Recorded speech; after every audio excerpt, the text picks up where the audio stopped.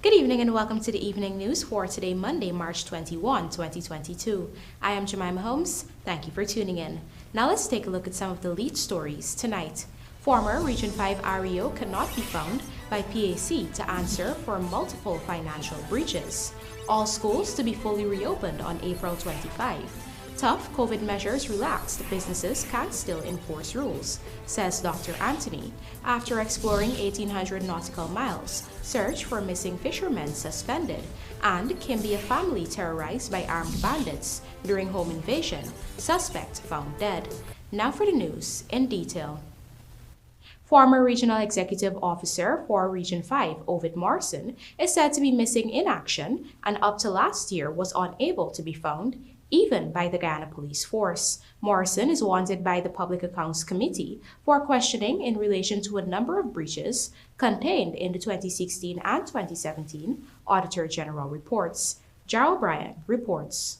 On Monday, Region 5 Mahaika Burbis was called before the Public Accounts Committee to respond to questions in relation to the 2017 Auditor General report. It was explained by PAC Chairman Jermaine Figueroa that they had engaged the police to help locate the former REO, Ovid Morrison. However, the PAC chair revealed that it is suspected that the former REO is out of the jurisdiction since he cannot be located.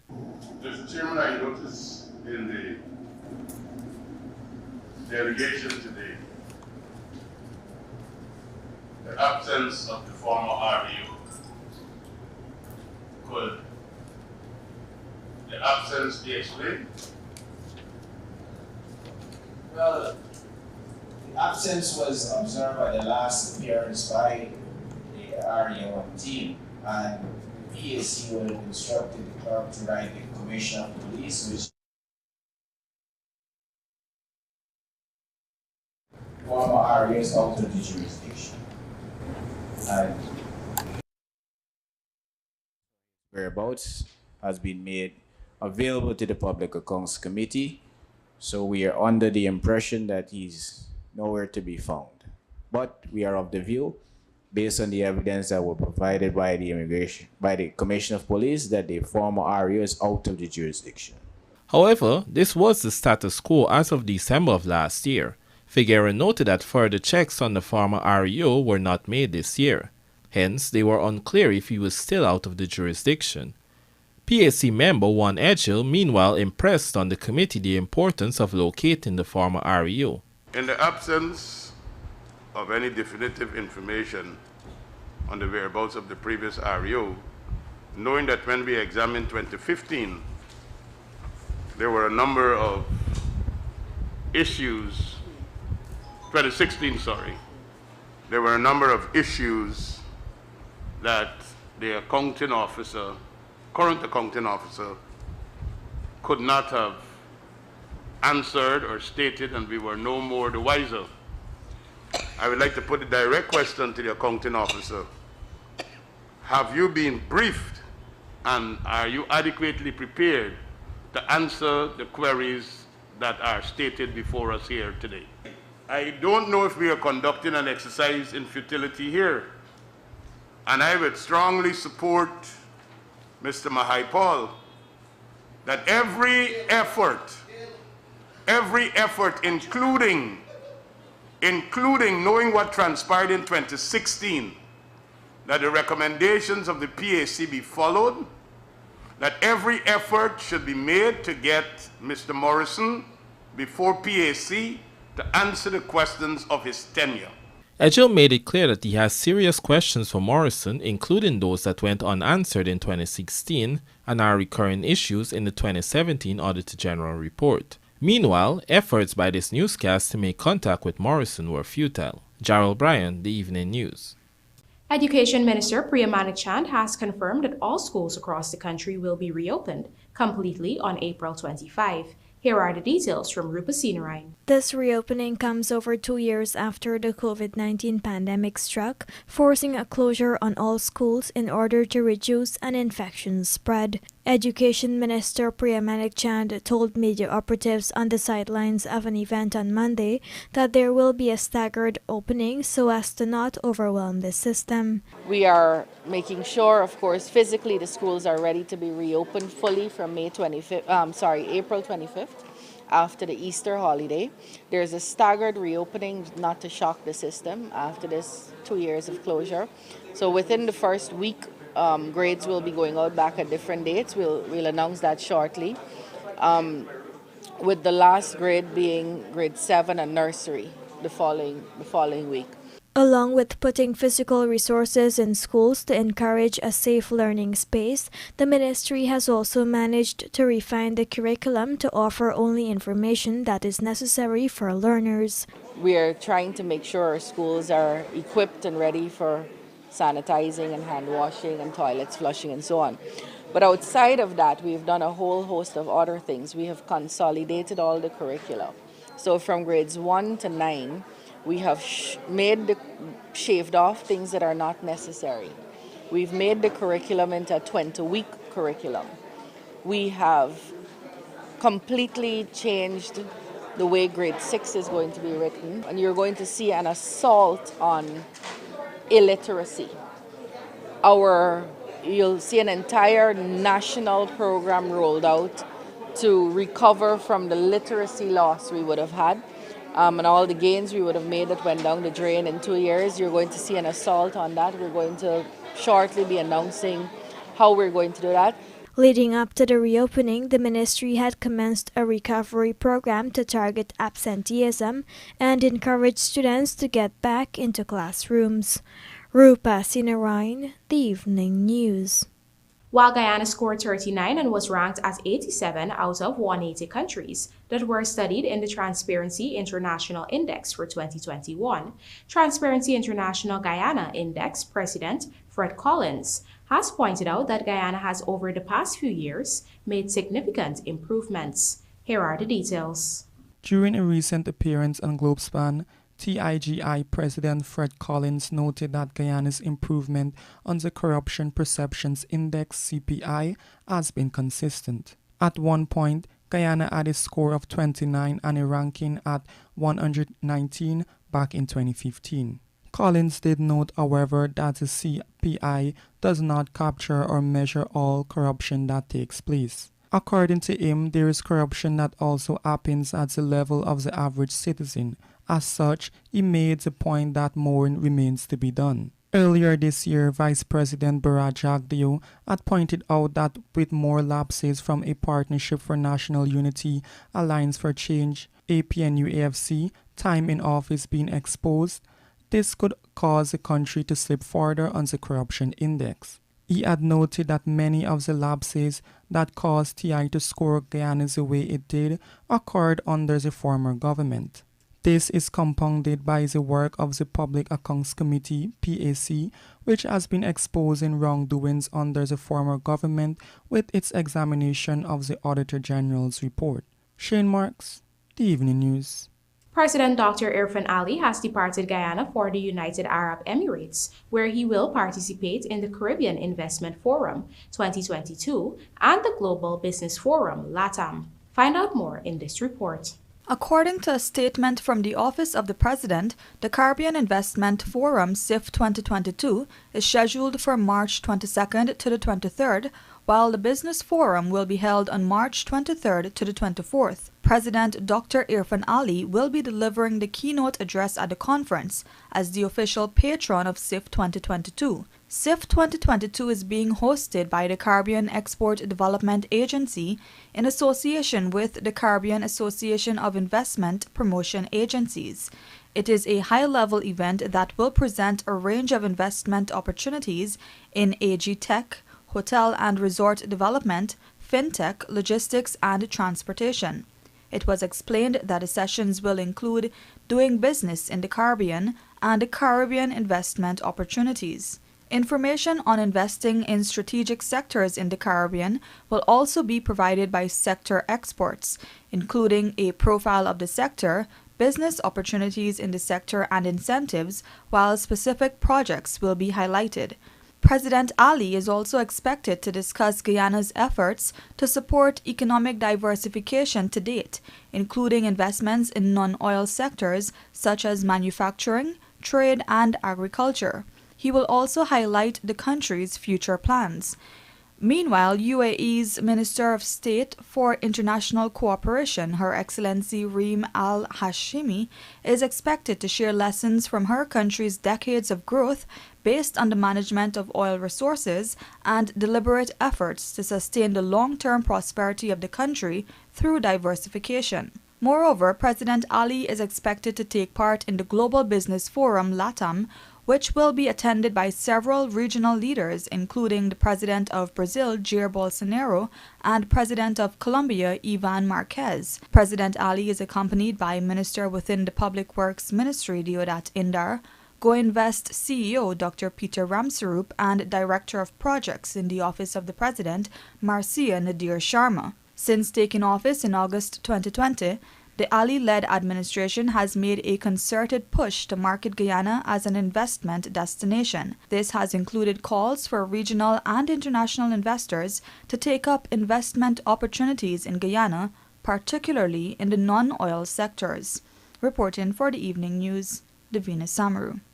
The Guyana Sugar Corporation, Inc., GuySuco, has revealed that the Albion Port Morant estate has surpassed its sugar production target for the week ending March 19, 2022, the first weekly target surpassed for the year 2022. Shane Marks tells us more.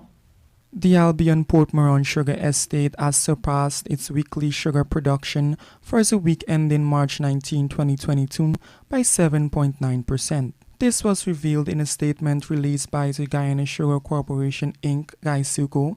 According to GuySuco, this was the first weekly target surpassed for the year 2022 in the sugar sector. GuySuco said, quote, "Despite the challenges posed by the intermittent rainfalls, almost 30 millimeters during the week, which has stalled the estate's mechanical harvesting operations, the estate was able to leverage on the improved cane quality, better harvesters' attendance, and increased human productivity on the field to push past the weekly target." End of quote. As such, GuySuco will be granting qualified workers who have worked 80% or more days available for the week of Albion Port Morant Estate an additional day's pay tax-free. Cane harvester Umadat Sichuran, who is attached to the 15B gang at Albion Port Morant Estate, encouraged his fellow workers to strive to achieve more weekly targets. I want to thank management and worker for achieving a weekly production incentive, which is a weekly target. With this, we could achieve more and we could get more money in our pocket as worker. And I want to encourage worker to come out and let us achieve more targets in the future for Albion Estate. Weekly production incentive WPI is one of the several initiatives in place to boost employees' productivity and was implemented on May 13, 1989. At the commencement of the first crop, 2022, an improved personal performance incentive PPI scheme was introduced, which saw cane harvesters responding positively to the same, hence their improved attendance and productivity. This PPI rewards each worker as they improve their productivity, with some workers adding more than $15,000 to their weekly pay pocket this week. Shane Marks, The Evening News. Coming up, COVID, one new case for an ICU, an NGO launched to raise awareness on persons with Down syndrome. Do stay with us. More news ahead.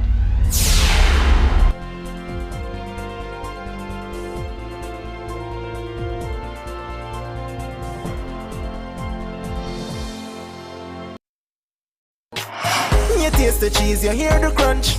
Grab a zoomers and zoom into fun. And with the first taste, you feel like you don't want it done. Blast off to a whole new place with every single bite. The cheesy goodness bring your taste buds alive. So let's just zoom into fun with this wheel-shaped light. Zoomers, zoomers, zoom into fun. It happens. happens? Your septic tank is full. All the waste from your toilet goes into your septic tank through the sewage line. When your tank is full, the two most common indicators are an overflowing tank and an overflowing toilet. It is recommended that Sevon's Waste Management empty your septic tank every 2 to 3 years to avoid any embarrassment. And before you can say, shh, it's gone. Call Sevon's Waste Management today at 218-1455 or 218-1156.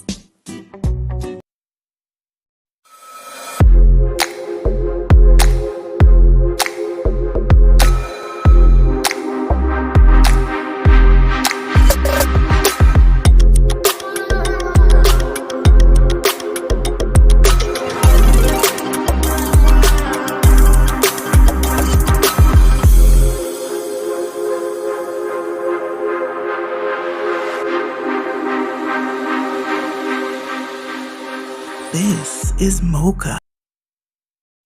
Looking to bring your dream home to reality or simply taking on a home improvement project? Then National Hardware Limited is where you should start. Let us put that touch to your home.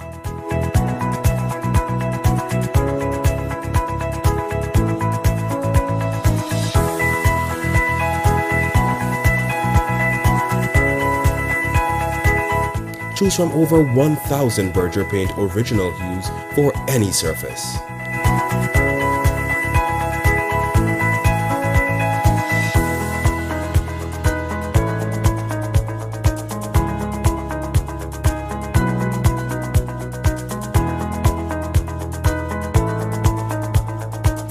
We are known for our trusted brands such as Westinghouse, Philips, Satco, Rubbermaid, Pyrex, Gibson Home, and so much more. National Hardware Limited, your do-it-best store, located in downtown Georgetown and industrial site Rijnveld.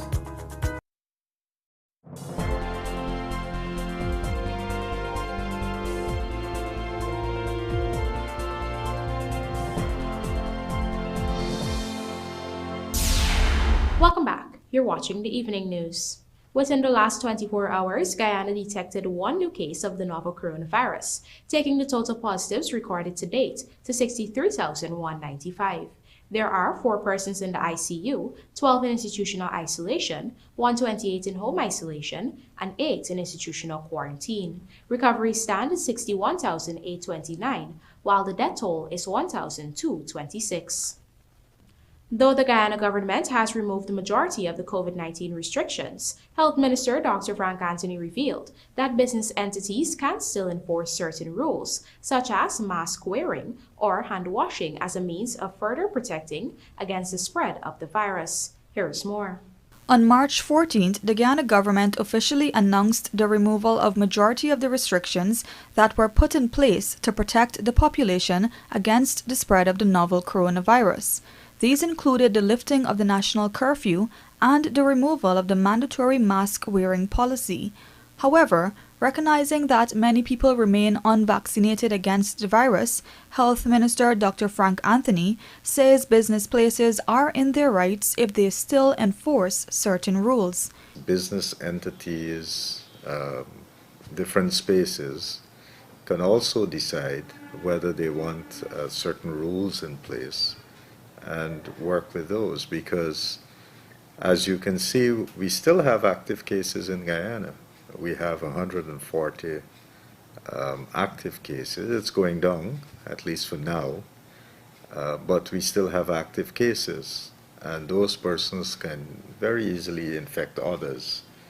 So we still have to be cautious because not everybody has been vaccinated, so not everybody would be protected. According to the health minister, with the COVID guidelines relaxed, it is now up to individual responsibility to ensure a surge in infections does not occur. The guidelines have been dropped, but people now have more independence in terms of determining what they do. That independence now it's up to you whether you want to wear a mask or not.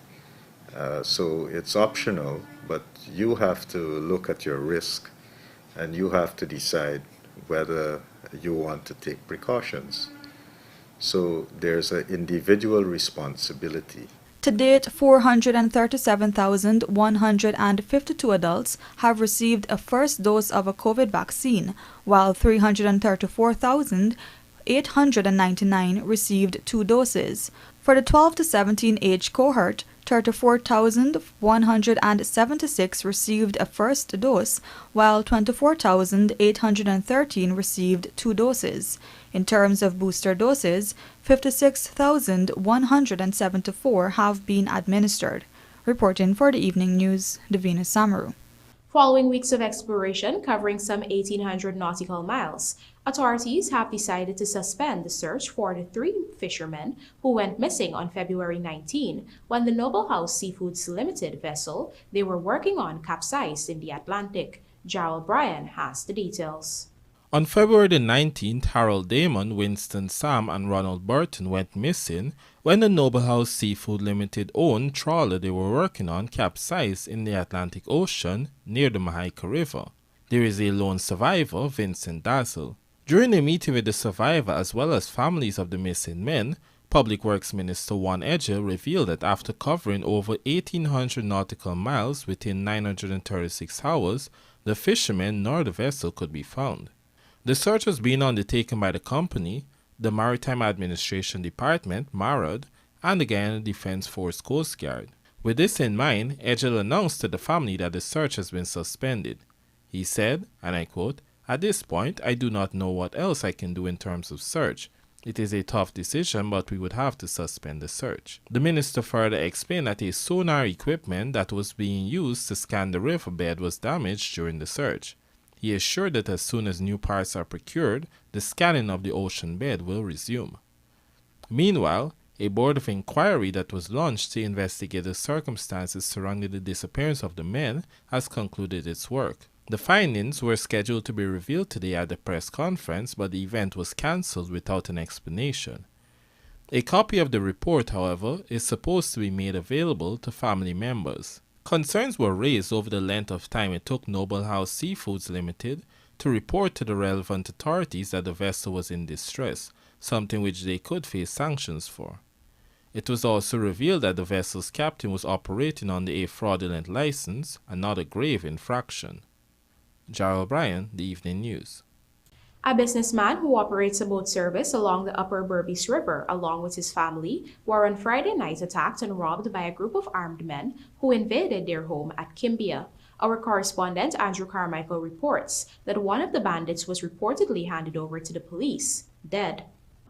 The Guyana Police Force Public Relations Unit has not released any information on the matter, but the ranks in New Amsterdam, Region 6, East Berbice Quarantine, on Monday afternoon conducted an interview with the mother of the dead suspect. The Evening News understands that the dead man is 38-year-old Kwame Bagwundin, a laborer of Angais Avenue, New Amsterdam.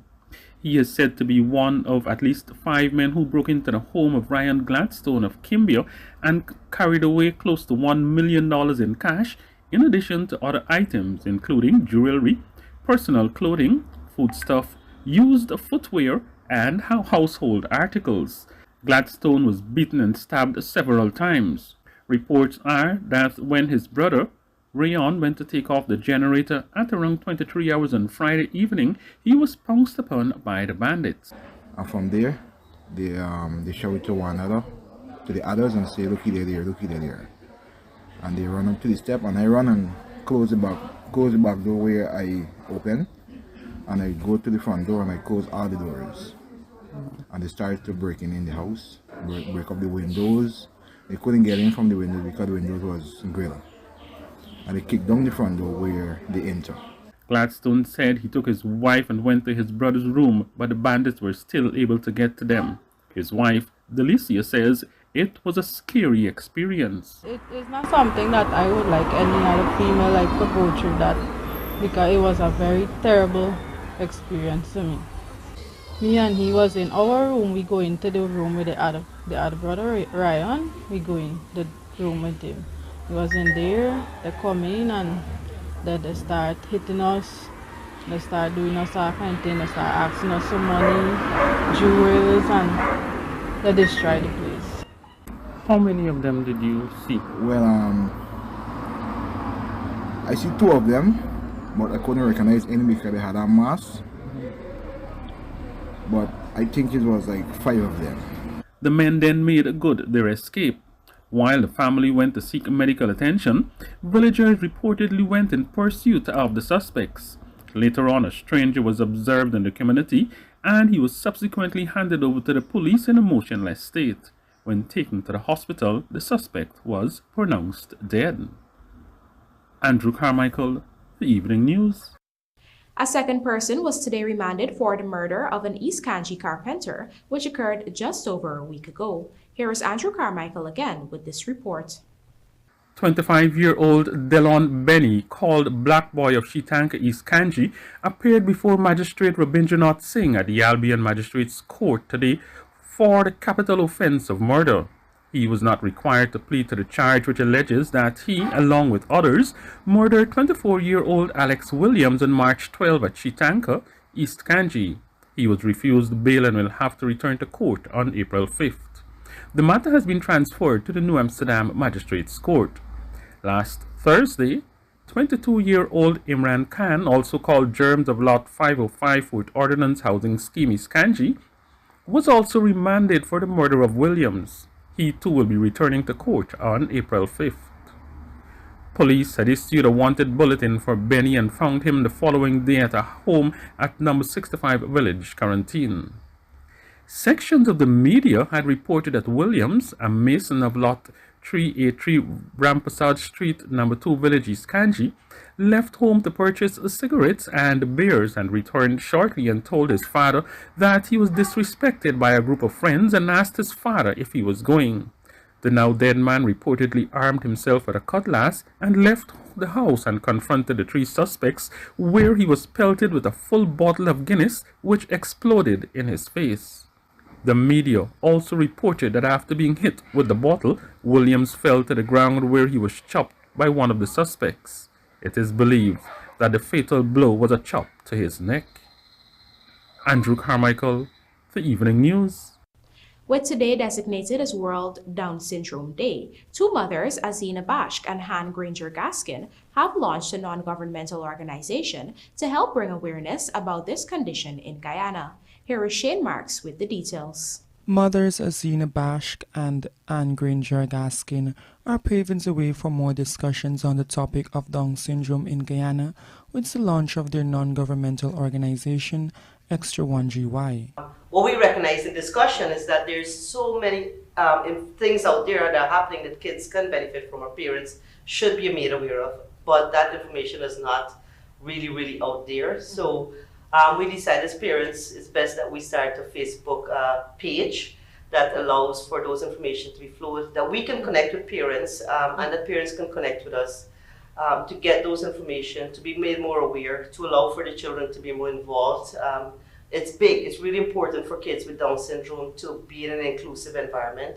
The hashtag this year is inclusiveness means having your child be able to be involved in mainstream school, mainstream workplace, have the same level of education. They learn a lot from kids, and they learn a lot from adults, even in the adults. And in the workplace is for them to be involved, to be able to work, to be able to have the same equal opportunity in work as everyone else. We want to push that awareness. We want people to be made aware of what is Down syndrome, what are kids, what is available out there for kids with Down syndrome. So we thought it's best to, so the page is Extra 1GY. We have some really good videos up and some articles up by physiotherapy Dr. Carpin did a really good part on Down syndrome of the heart, which is really 1 in every 3 kids, yes, that are born with Down syndrome have heart defects, and she's done a really good informative piece for us. We have a piece on the pediatrician and what to look for. So persons should be able to check that page out, get some information, reach out to us and to connect as well. Baksh and Granger are mothers of children with Down syndrome and are willing to pass on the knowledge that they have gained from their experiences. We found too that a lot of carers, parents of children with Down syndrome, just don't know what is available. They don't know where to look. And you can feel very isolated because having a child with special needs puts a lot of pressure on the carers. You can't make the assumptions, they take more time. And we did feel it was important for other carers, other parents, other family members to know that there's a forum where they can throw their concerns out, maybe have other people's experiences, where they can see what other people have to deal with, how they deal with it, and just to know what's available. If you have anything that's bothering you or anything you're just wondering about, you have a forum where you can just throw your questions or your concerns, and someone will say, why don't you check this, or why don't you try that, or don't worry, you know, that sort of thing. Extra 1GY comprises of a group of parents, siblings, caregivers, and friends of persons with Down syndrome. Their purpose is to advocate for and promote acceptance of persons with Down syndrome and support for the people around them. World Down Syndrome Day 2022 is being observed under the theme Inclusion Mean, which calls for persons with Down syndrome to be included in matters of life and not be discriminated against. We want parents to be able to have those same experiences. Whether it is that your child takes a little bit longer to walk, to speak, and it just all it asks of us as a society is to be a little bit kinder and a little bit more patient with these kids, and even as adults. A little more accepting and inclusive. Shane Marks, The Evening News. And now for a look at the bridge reports. The Demerara Harbour Bridge is scheduled to be closed on Tuesday, March 22nd at 4 hours for a period of 1.5 hours. Meanwhile, the Berbice River Bridge is scheduled to be closed on Tuesday, March 22nd at 6:45 hours for a period of 1.5 hours. Wendy's hold on for a draw with Brathwaite half century, and Pakistan whips West Indies in rain-affected Women's World Cup clash. Details of these stories and more in the Sportcast, sponsored by MacCorp, coming up on the other side of the break.